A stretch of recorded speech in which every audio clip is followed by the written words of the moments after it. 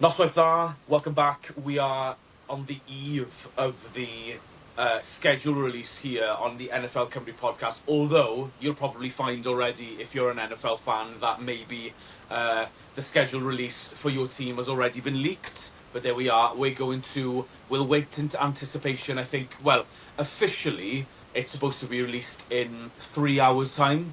But like you said, the international games were kind of leaked the day before on Monday. We now know we've had confirmation of the international games. We'll come to that very, very shortly. This, I believe, Guto, is the most international games the NFL has ever had, I believe. Possibly. I believe so. Yeah. There's 2 new countries, isn't it? Destinations. So it will be. Yeah. Really, really cool. And the main one for us, obviously, is it's coming to Ireland. Yeah. So, obviously, we've got more London games than ever. We've now got a game in Dublin. I mean, we've already talked in the past about bringing it to the Principality Stadium. I know it's going to take a lot of marketing within Wales and within the NFL to do that. But as long as Zammit stays in the NFL, and especially if he gets on a 53-man roster, anything is possible, isn't it? Exactly. So anyway, yeah. Let's start off with myself. I'm Dyfed Cynan. For those of you who do know, Guto Williams. We are back for another episode of the NFL Cymru podcast. A lot of news has happened since we were last on the pod, Guto. We've had a few trades. Most notably, I think the biggest breaking news for me anyway was the announcement a couple of days ago, the end of last week, I believe, out of nowhere, Derek Carr has retired after 11 seasons in the NFL. I think we announced on the NFL Cymru podcast maybe a couple of weeks ago when we were with when Johan was on, that the news had come out that we'll get on to Derek Henry very shortly. Derek Carr, rather, would have to have at that point season-ending shoulder injury, so he would have been out for the 2025 season.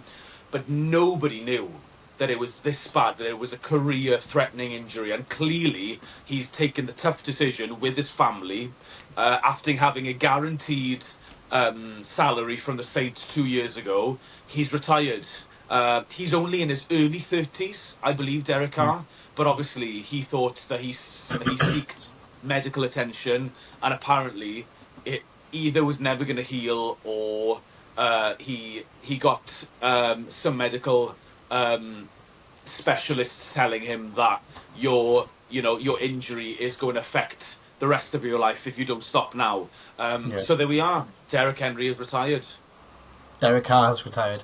Derek Carr's retired. We'll get to Derek Henry in just a moment. Derek Henry has it was a bit of a shock when this news broke. But however, he was probably going to be out for the season anyway. He's done 11 seasons. He's a full-time Pro Bowler, over 250 touchdowns. So he's, he could be in contention for the Hall of Fame one day, definitely. It shocks me that he's a 4-time Pro Bowler myself. Yeah. I saw him as the average of average quarterbacks. I think he was the baseline. He was basically what Andy Dalton used to be for the Bengals. Yeah. He could take you so far. I think he enjoyed one really, really good season with the Raiders when they were still in Oakland, where the Raiders won 12 or 13 games. They won the division, and potentially that was when he got his Pro Bowl, and he was outstanding.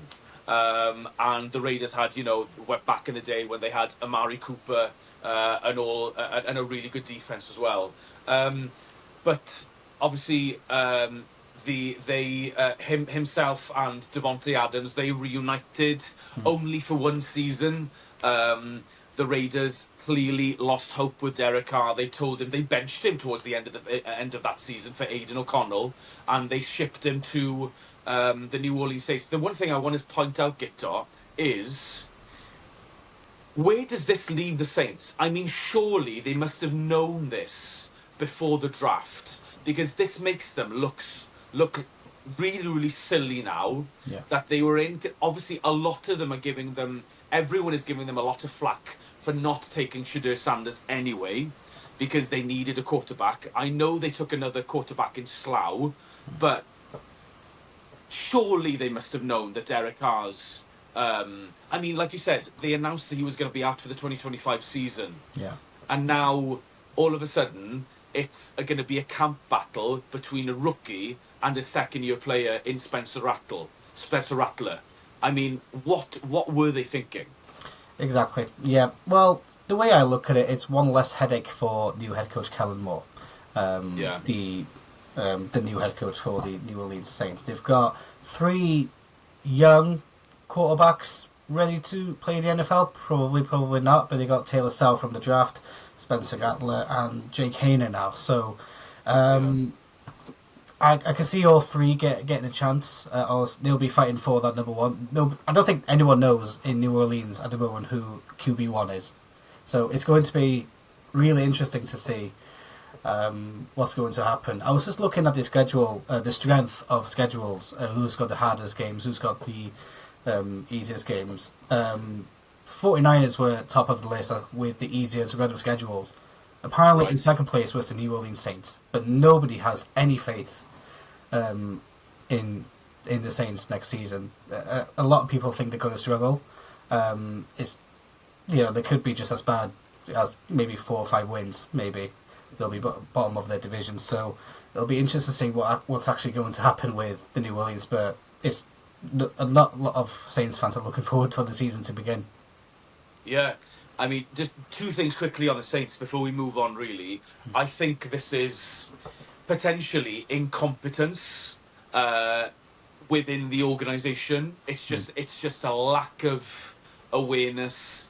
Potentially, they've, I think it's like I said, they clearly aren't thinking forward thinking, isn't it? This is really poor preparation, like you said, for a brand new head coach coming in as well. Yeah. I feel really sorry for Kellen Moore because he's got a heck of a job on his hands, and I'm sure that we'll have Wales's number 1 New Orleans Saints fan, Cynan Anol. For how longer, Cynan, can you deal with being a Saints fan? I don't know, because you're. I mean, I'd love to hear what Cynan thinks about this. I know that they've been slated for their draft class of 2025. Obviously, they were in the news not for going for Shedeur Sanders. A lot of them had drafted them, the Saints picking them even at number 9, and 9 was a little bit later on for Shedeur. A lot of people thought he was going to go top 5, including ourselves. So that I just, and another thing, the only thing that I'd say about the schedule, sorry, Guto, is at the moment they have the easiest schedule, but you never know how good the teams from the poor teams from last year, because that's what's so good about the NFL. That's very, very different to, say, the Premier League or something like that with football. Is that you can go from the worst team to being competitive within a short space of time. Exactly. So a week or an easy schedule could potentially within a couple of weeks turn into a favourable or maybe a slightly tougher one as well. Yeah. So I think maybe we can pump the brakes on that. On, like you said, on paper they might be okay. But yeah, I wouldn't be surprised if they'll be picking at least top 5 in the next draft next year. Yeah, me too. And going back to what you just mentioned, Washington Commanders is a great example of that. The season before, one of the bottom 3 teams, they were close to a Super Bowl this season. So, one thing I'll say about the Saints quickly before we move on, their fan base expects a lot of them. I've been there, so I've been to their stadium. They expect a lot, so it's not going to be. It's going to be a nervy time for a Saints fan this season, I think. It doesn't look too good, unfortunately. Yeah. So we've kind of gone from Derek Carr into the chat about the new list. So right, let's put this to bed, shall we? From one Derek to another, a very, very different Derek here. Derek Henry. He's still in the league, and more than that, Guto, the Ravens have given him a 2-year extension.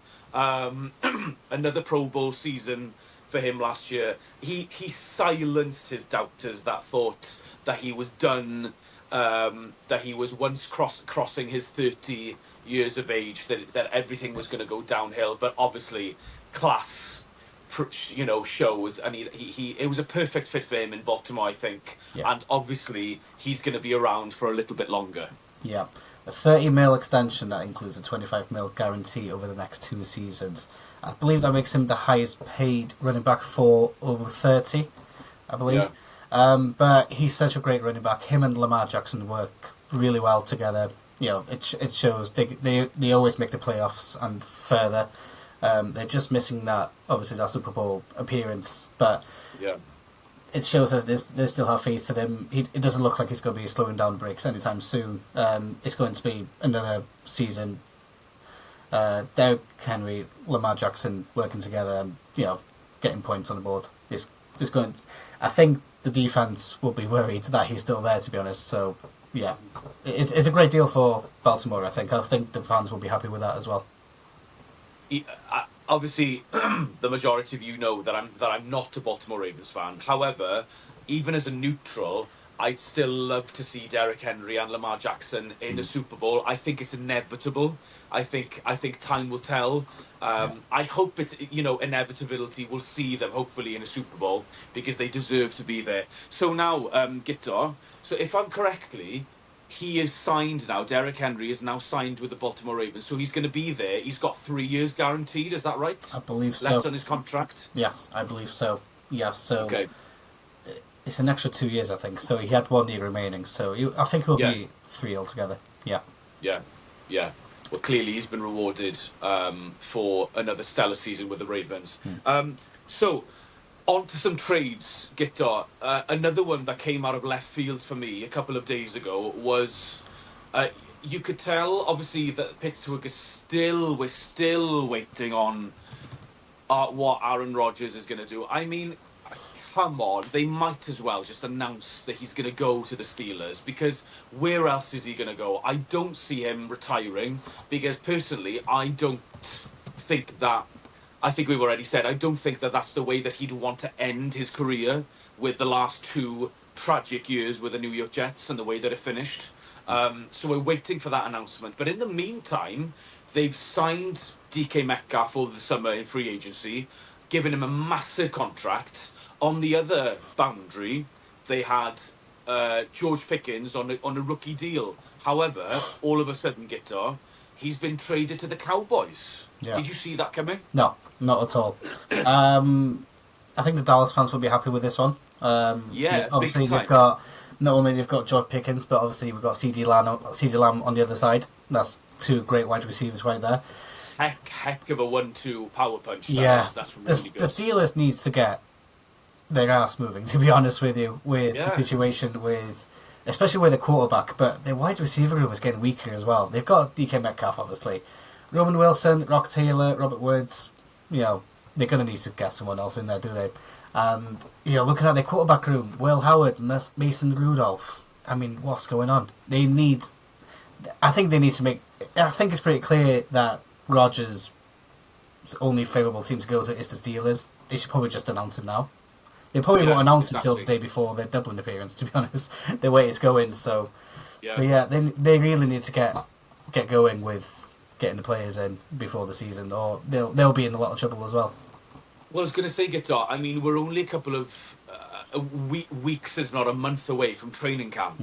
Surely you're going to want to get your starting quarterback in by then, because that's when you learn all the plays. You want some chemistry between the new quarterback and the new wide receiver. DK Metcalf is coming from Seattle. He's going to be learning a brand new offense as well, with Arthur Smith.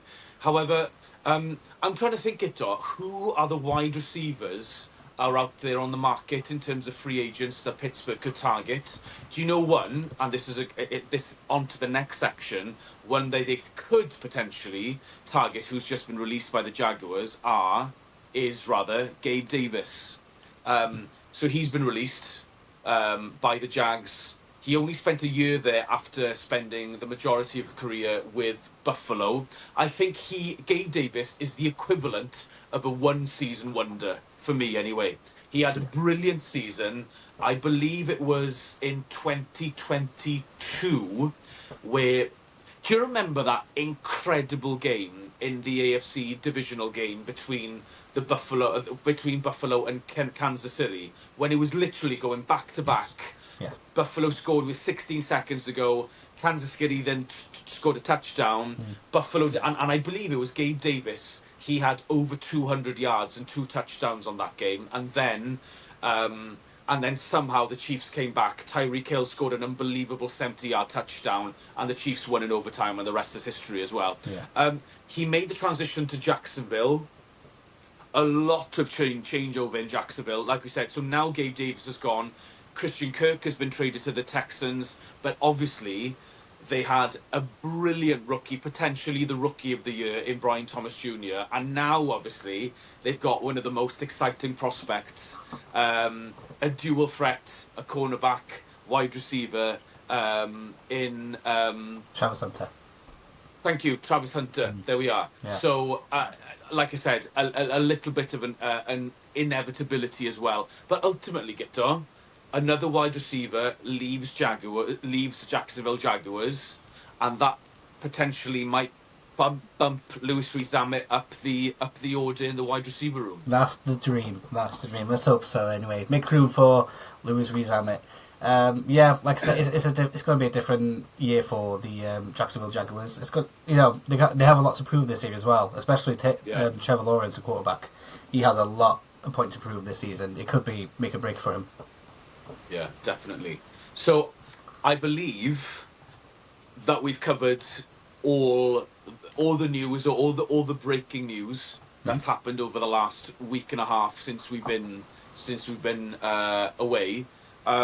So, shall we get on, Guto, to the announcement that came yesterday, although, like I said, some of it was leaked on Monday, about the international games. Obviously, like Guto said before, the NFL will be visiting new countries, Ireland included, and the other one is Spain as well. So which international game, apart from the Falcons game, obviously, excites you the most, Guto? Well, if I'm going to go to one of the 3 games in London, the one that excites me the most, for me as a neutral, I'd like to go watch LA Rams. They are in Wembley against the Jacksonville Jaguars. That one to me stands out the most. The Jaguars home game, which I've been to in Wembley before, the fans are great. The Jaguars fans are crazy there. The cinematic, obviously, when the players are coming through, it's just so exciting. But I'd like to see the Rams play. Obviously, you got Matthew Stafford, who could possibly play his last couple of seasons with the Rams. They've got Devontae Adams as their wide receiver now, Puka Nacua. I think it's an exciting team. So I'd like to go see the Rams personally. The other 2 games, obviously, you got the Vikings against the Cleveland Browns, Tottenham, and the Broncos against the New York Jets. David, what about you? Which game in London excites you the most? What, the games outside of London I'd like to see, or just in general? In general. Do you know what? The one that entices me, I have to say, is the early game in Brazil between the Chiefs and the Chargers. Yeah. Is that week 1? It'll be week 1, I believe. Yeah. Week 1. Yeah. So the first game being played in Sao Paulo, I believe, in Brazil. They've been to they were in Brazil for the first game of the season last year. Yeah. The Packers and the Eagles. So now the Chiefs and the Chargers. I think in a divisional game, first game of the season, week 1 in Brazil. I think that's really that's a really nice prospect. Yeah. Go ahead. And I was just going to mention quickly before we carry on, according to Adam Schefter as well, that Brazil game will be streamed live on YouTube as well for free. Okay. So it'll be good. for worldwide audience, which I think is pretty cool. Nice. Yeah. So the Falcons and the Dolphins will be taking part in the international games. So the Falcons are playing in Germany, in Berlin. Who are they playing, Guto?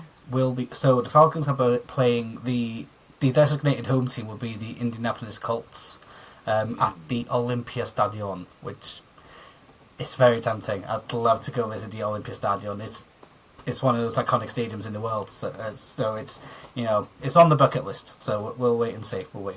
Well, like I said, Germany is very enticing. Like I said, I was fortunate to be there with my dad, not in Berlin, in Frankfurt 2 years ago in 2023 when the Dolphins and the Chiefs played. Yeah. I don't know what it is about Germany, but their fans are completely different. Literally, the NFL took over Frankfurt, and Frankfurt is a massive city in Germany.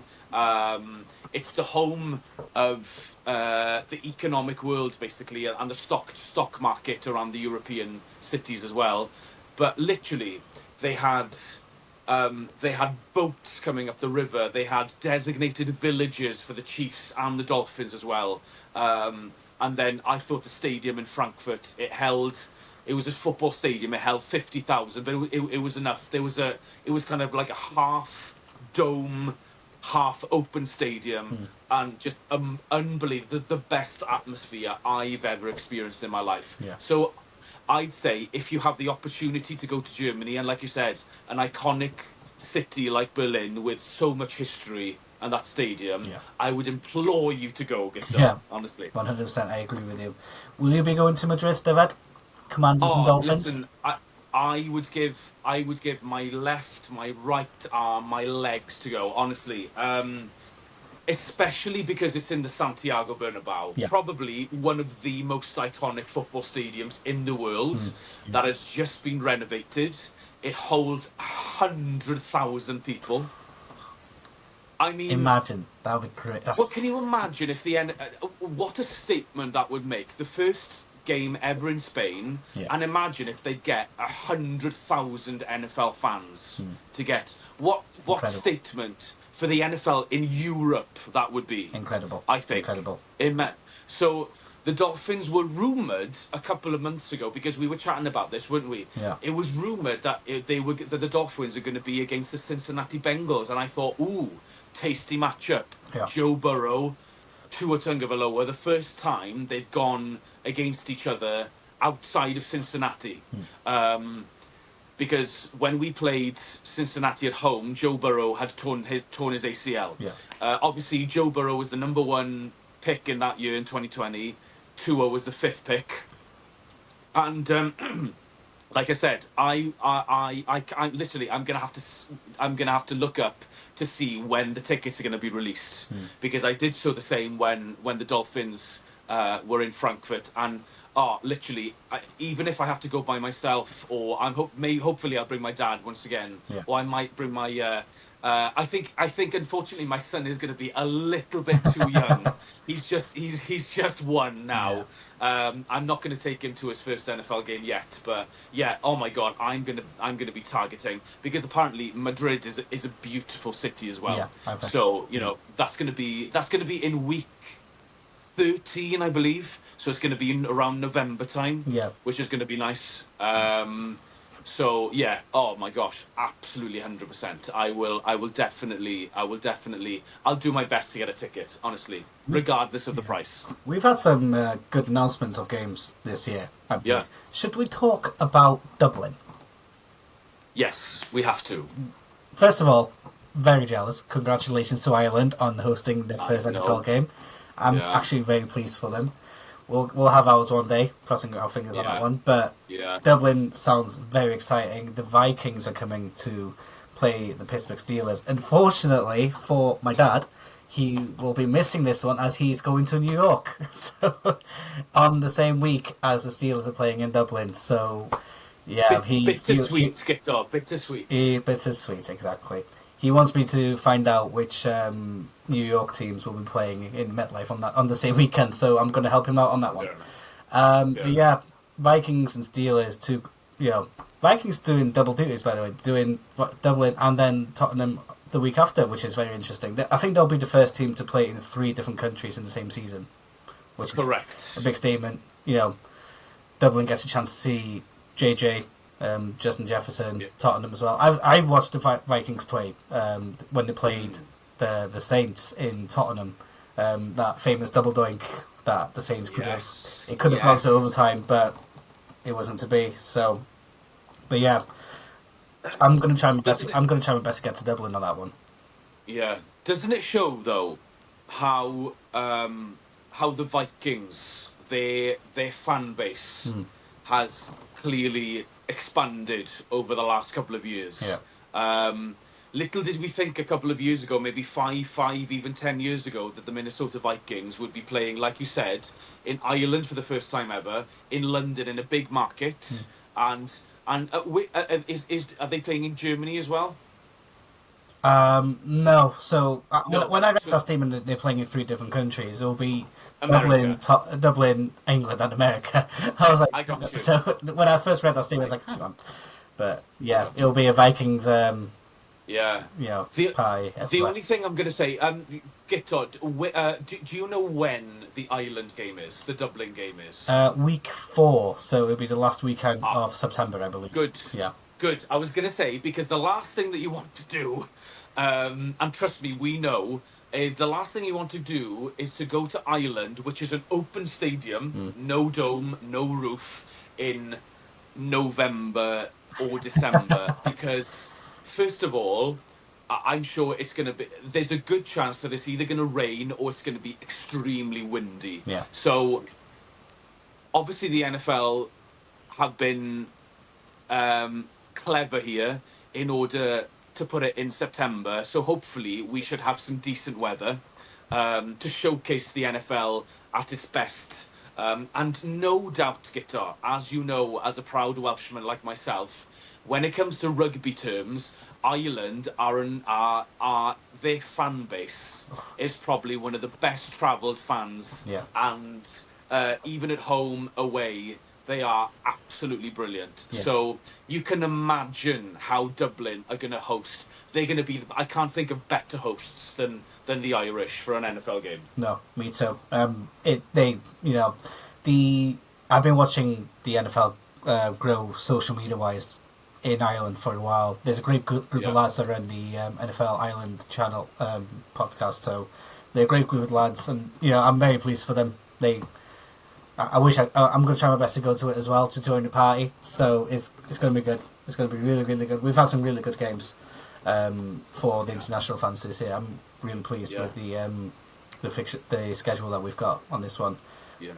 Yeah. So I think that's we've covered pretty much all the international games. Then should we just finish quickly on the holiday season games that we've had announced? So we've had an announcement for Christmas. So there's going to be 2 games on Christmas on Netflix, I believe. Gito? Both on Netflix. I believe both on Netflix. There's a rumor of a third one on Amazon, but that's not been confirmed as of yet. But the 2 on Netflix has been confirmed 100%. Yeah, so two in a division games. Mm-hmm. So, I mean, whatever you think about the Dallas Cowboys, that's one thing that you're always going to guarantee with the Dallas Cowboys, aka America's team, is that they're going to have plenty of highlighted games. Yeah. So obviously they're going to be on Christmas Day. So they are against the Washington Commanders. Away to Washington. And the second game is going to be an NFC North battle between the Vikings and the Lions. Yeah. Which is, I think that's a really, really good one for Christmas. Yeah. If I'm honest with you, a good Christmas treat. One. A good Christmas treat, that one. Speaking of Cowboys, they're opening the week as well. Week 1 against the Eagles. At the Eagles, yeah. And they've got another game which I want to bring up later on. But just on week 1 quickly. So there's always some noise on the Cowboys. Sure. Obviously, America's team, whatever you want to call them, probably the most hated team in the league. They call it as well. But there's always they think they're probably better and bigger than what they are. So it's Gito, with all due respect, they're living on their past fortunes, aren't they? They haven't won They haven't been to a Super Bowl since the 90s. Exactly. Yeah. So there's always going to be that noise on for them. So it'll be interesting, but it's a good opener for the league, Cowboys and Eagles. They're also playing on Thanksgiving against the Kansas City Chiefs. They're a home team. They're home against Kansas City Chiefs. That's been confirmed as well. Nice. So nice. Fantastic. But yeah, so these are the games that have been fully confirmed as of now. There's been some leaks. I don't know if you've seen any. Before we go to the Falcons, let's talk about Dolphins first. Do you know who you might get in week 1 onwards? Yeah, Or? I've been told that the Dolphins will be at the Indianapolis Colts Oh. for week 1. So from what I can remember, the ones to note were at Colts week 1, the first Thursday night game is so we're going to be traveling to the Bills at so that's Thursday night football week 3, which I'm very, very happy with, because I'm glad that we're going to Buffalo in September, not when it's snowing. Yeah. Which is always a win for us. We did that last year, and we narrowly lost on a last minute ridiculous 60-yard field goal. But there we are. I'm not bitter about it, obviously. And obviously, so we're going to Spain in November. And I was saying before, the Dolphins have a really, really hard run in last couple of weeks. So we've got the bye after coming back from Spain, and the last 4 games of the season, we're playing the Eagles, the Cincinnati Bengals, and potentially who's the other team? Potentially the Cowboys as well, I want to say, because the Dolphins are playing the NFC East this year and the NFC South, I believe. I might be wrong. Because the Dolphins are playing Falcons this year, aren't they? We are. I'm pretty sure we are. Yeah. Is Dolphins home or away? I don't remember. I think we're at home. Okay. I think. Yeah. So we'll definitely be looking out on that one. Yeah. I'm looking forward to that one. Yeah. What caught your eye from the leaked Falcons schedule? It started off we'll be playing week 1 against the Patriots, but I think that's been scrapped. Okay. So it's leaning more towards that we'll be opening at home against the Buccaneers, which is a very difficult game to start off with. Ooh. That's going to be a difficult game. And then week 2, we have apparently the Falcons have 4 or 5 primetime games this season, which is quite good. Okay. Quite good for the Falcons, to be fair. We'll have a primetime game on week 2 against the Vikings. Lovely. And then obviously we've got the Bills and the 49ers. I'm just reading the leagues here. Week 6, Week 7, Week 8, the Bills, 49ers and Dolphins. I think we're ending the season with the Saints. Can't remember if it's home or away. Week 10, we've got the Colts in Germany. And that's all I can see at this moment in time. So yeah, the Bucks week 1. We lost our opening game last season against the Steelers, so I won't be surprised if we get a sketchy result against the Bucks in this one again. But we're about 2 or 3 hours away from knowing 100% what the schedule is going to be. So this is my favourite time of the year, the schedule release. So you get to plan. You're in a couple of months' time where you're going to go. It's exciting, and it's starting to seem real that the season is actually going to begin now as well, with everything coming up. And another thing that people will start to do after the schedule release as well is they'll come up with their own win-loss column. So they say, what are the chances? Or I'll put that down as a win. And they'll maybe come up with almost like a mock, kind of like a mock record of what your teams are going to finish at the end of the season. Obviously, it's very, very difficult to tell because you don't know which teams are going to be better or worse than last year as well, and how your team is going to perform as well. But in terms of the Falcons, first time in a while, I think that the Falcons have had 4 or 5 primetime games. Clearly, that's a good sign for you. Obviously, the NFL are eager to put Penix out there. Yeah. High flying offense. So clearly, a new look defense as well from the draft. New look defense. Yeah, exactly. Exciting times. That's a really good sign for the Falcons, I think. Yeah. I think we had 2 or 3 last season as well. The season before that we had none, 0. So it looks like they've put in some faith in the Falcons to host and play in the primetime division games. So it's an exciting time for us to be a Falcons fan, I think. But it's always a vicious cycle. We expect some results, but then obviously we get let down. So, but hopefully, let's hope we'll have a better season. Guto, like I said, I think the Falcons are in a pretty good situation at the moment in terms of their division, because obviously we've already talked about the situation with the Saints, where we're expecting them to be potentially a top 5 pick for the draft next year, one of the worst teams in the league. I think the Panthers are, I'd say, another season away from potentially being. Not even competing for the division, but I think I think they'll be around 500 this year. Yeah. They're slowly building. I think they've drafted pretty well this year. They've got a very, very exciting new wide receiver in McMillan, which I like the look of. Yeah. It all depends on how their quarterback Bryce Young is going to. Are we going to see the Bryce Young of the last few weeks of the 2024-2025 season, where he was lights out pretty much, or are we going to see? Is he going to go back to his old ways of maybe kind of shrinking in the big moments? So, like I said, Carolina are maybe a season away from being competitive. Then you've got the Falcons, who are extremely potentially a sneaky under the radar team for getting into the playoffs. And with the Bucks, I think the pressure on the Bucks ultimately gets on, because they've won they've won the division for 2 or 3 seasons in a row. Yes. And everyone expects them. They've got Emeka Egbuka now. They've got a tandem of really, really good offensive weapons. Baker Mayfield is playing the best football of his life. Obviously, you've got Todd Bowles, who is a defensive genius, running their defense as well. All the pressure is going to be on the Bucks, where the Falcons can potentially go under the radar here and potentially get a wild card spot. Is that, do you think, realistically, is that where you see the Falcons this year? Yeah, I believe the Bucks will be our biggest threat. We even did the double against the Bucks last season, but we still finished second or third due to the final game, which was a messy situation for us. I agree with you with the Panthers. They are maybe a season away from almost competing, I believe.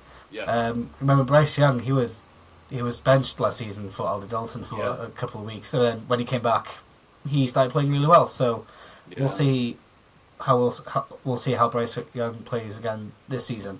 But with the Bucks, I think they'll be our biggest threat. I do like their 3 wide receivers. I think I think any team's going to fear them.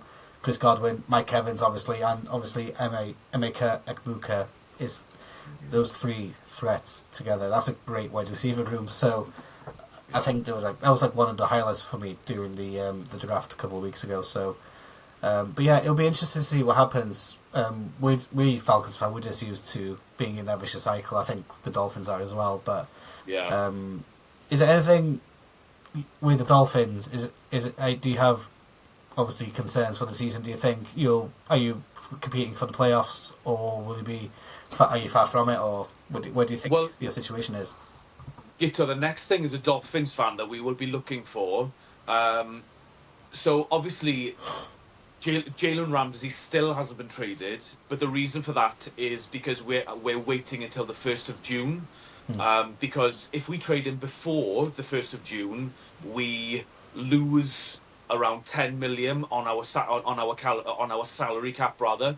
If we wait until post June cut, then we will gain 8 or 9 million to our salary cap. So basically, I think a deal has been, behind the scenes. The biggest whispers that I've heard is that the Ramsey potentially will go back to the LA Rams and reunite with Sean McVay. That's what I've heard. I've heard that the Eagles have been trying to trade for him as well, which is quite a scary prospect, if I'm honest with you. Yeah. Yes, I know. But that's what I've heard. I think the Dolphins and the Rams might already have a deal in place, which leaves the Dolphins ultimately with no starting cornerbacks. We have no starting cornerbacks on, because we got rid of the other starting cornerback that we had, Kendall Fuller, as well. He suffered 2 concussions during last season, so he was released on an injury basis.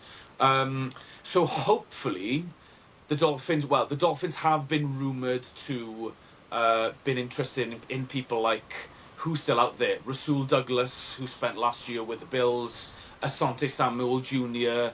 Apparently he has a really bad shoulder injury from the Washington Commanders. And the other one that I would like them to go out for, he's in his mid-30s, but Stephon Gilmore is still out there. He was playing for the Minnesota Vikings. Yeah. He's still playing at a decent level.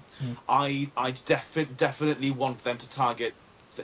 I think ultimately they're gonna, hopefully, as an ideal situation for a Dolphins fan, they will either get a player back for Jalen Ramsey in a trade, potentially a cornerback, and they'll sign a veteran like Gilmore or Douglas or whoever. And we've signed another. We drafted another cornerback in the 5th round as well, out of Florida, who is making a lot of noise. Actually, I'm quite excited about the draft class. The Dolphins have gone away from what they usually. I think they're trying to break the norm that we're no longer a finesse team. We've built the trenches on our D line, our offensive line, and all the players that we've targeted are a special kind of player, big, physical, athletic players. We need to get back into that kind of groove, because that hasn't been our philosophy over the last couple of years. And in terms of our division, quickly, Guto, just to finish, the Bills obviously are going to be the Bills. I think they're even going to be better. They've got a stronger roster than they did a year ago, where they still got home field advantage in the playoffs. And ultimately, I think the Patriots are going to be a lot better than they were last year as well. Who knows about the New York Jets? Do you know what? They're kind of like a mystery, a lottery team for me. They can either be a sneaky 7, 8, 9 win team, or it could go completely wrong and they could probably win 5 or 6 games. Justin Fields, I don't fear Justin Fields. It's really, really strange. I think the Dolphins, the baseline for us is 8 or 9 wins, like we were. Best case scenario, we'll fight for a wild card. But the AFC is just absolutely stacked at the moment. Ridiculously The Broncos stacked. are going to be better. The Chargers are going to be better. The Raiders potentially going to be better. So we're fighting. The Bengals are going to be better, you'd think, if they sort their defense out. So we're fighting players just for a wild card spot here. It's going to be really, really tough. Yeah, it's going to be a tough season. Yeah, the New England Patriots, I think, are the team to watch this season. I think they'll be the one who has improved during off-season free agency and by drafting players as well. I think they'll be the team that will excite this season. The other team you mentioned, which I've completely forgotten, the Bills, they'll be even stronger, obviously.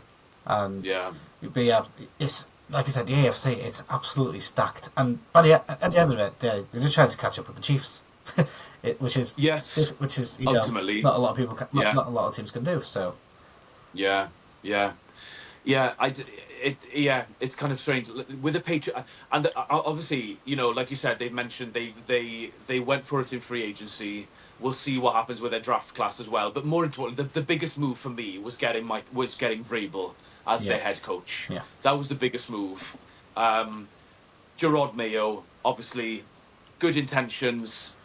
A lot of things were going back on behind the scenes. Didn't gel well with the team apparently, and didn't fit the philosophy of the team as well. Obviously, having Bill Belichick for almost 20 years, they're just going back to their DNA with Vrabel, aren't they? And the system works in New England.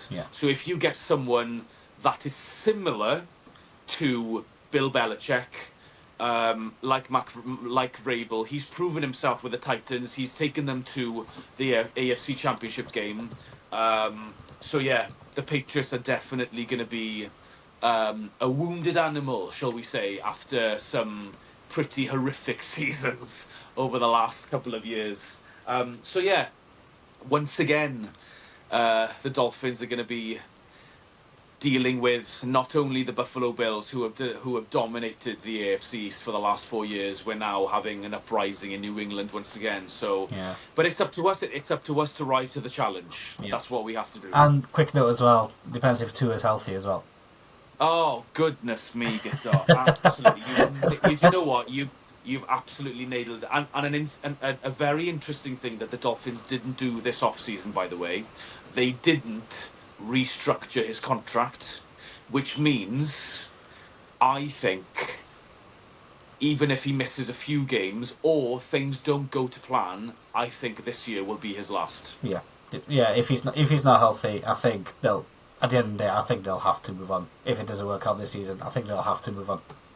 Ultimately, there is a world where I could see Tua will be traded or released. Well, hopefully, no, he will be released. He'll be traded because they'll lose massive in terms of salary dead cap money. Yeah. I could easily see the office, the home office, the back office going as well. I could see Mike McDaniel going, although he signed an extension last year, but so did Jalen Ramsey, and he's already been traded. Tyreek Hill is going to be going next year, and who knows, the GM.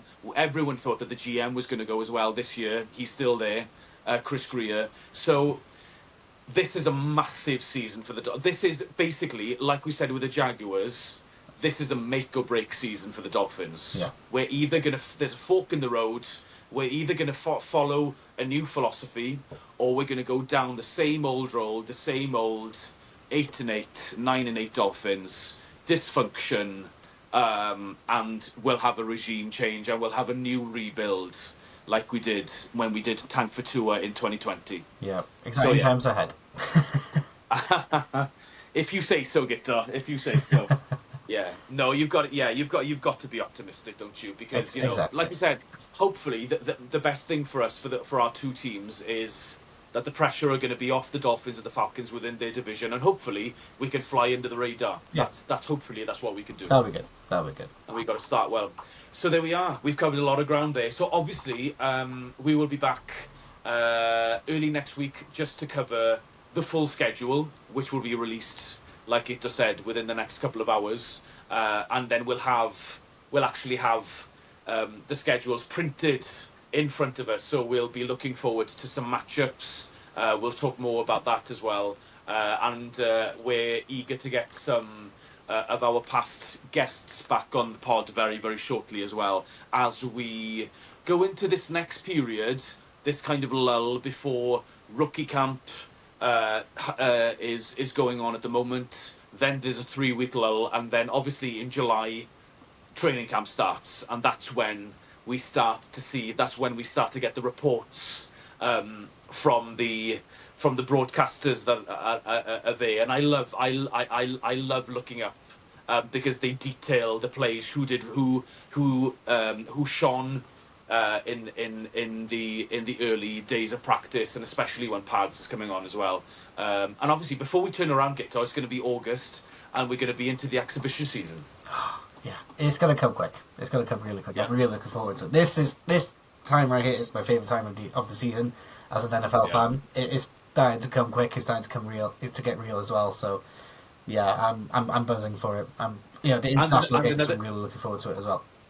Yeah, and another thing, like I said, Guto, just to finish, that we'll keep an eye on mostly as well.